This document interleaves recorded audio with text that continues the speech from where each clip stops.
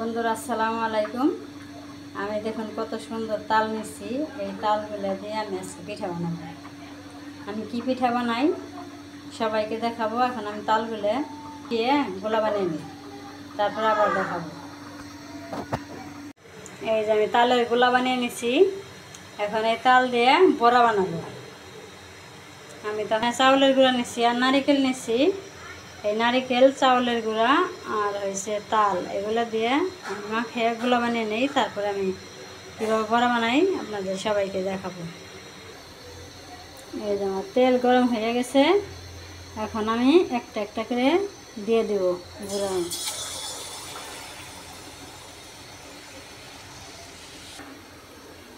এই যে আমার পিঠা একটি হয়ে গেল। যদি এর মধ্যে গুড় দিতে পারতাম, খেজুরের গুড়, তাহলে আরও ভালো লাগতো। চিনি দিচ্ছি, গুড় দিলে আরও সুন্দর দেখা যেত। আমার পিঠা হয়ে গেছে, এখন আমি উঠিয়ে নিই।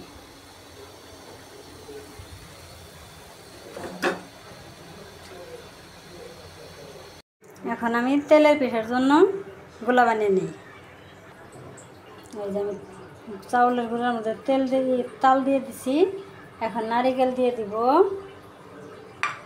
আর চিনি দিয়ে দিব। চিনি দিয়ে দিলাম।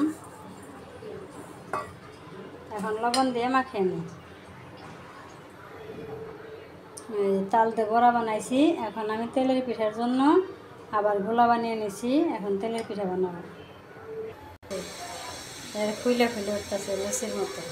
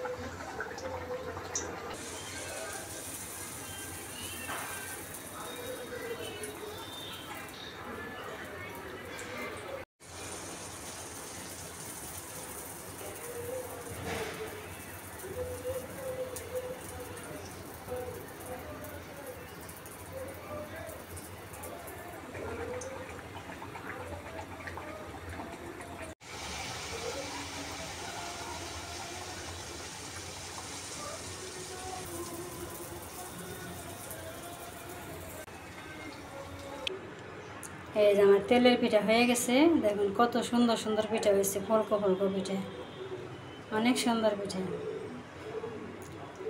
আমার তাল দিয়ে তেলের পিঠা কেমন হলো আর তালের বড়া কেমন হলো সবাই কমেন্টস করবেন। আর আজকের ভিডিও এই পর্যন্তই। সবাই ভালো থাকবেন, সুস্থ থাকবেন, আমার পাশে থাকবেন। আল্লাহ হাফেজ।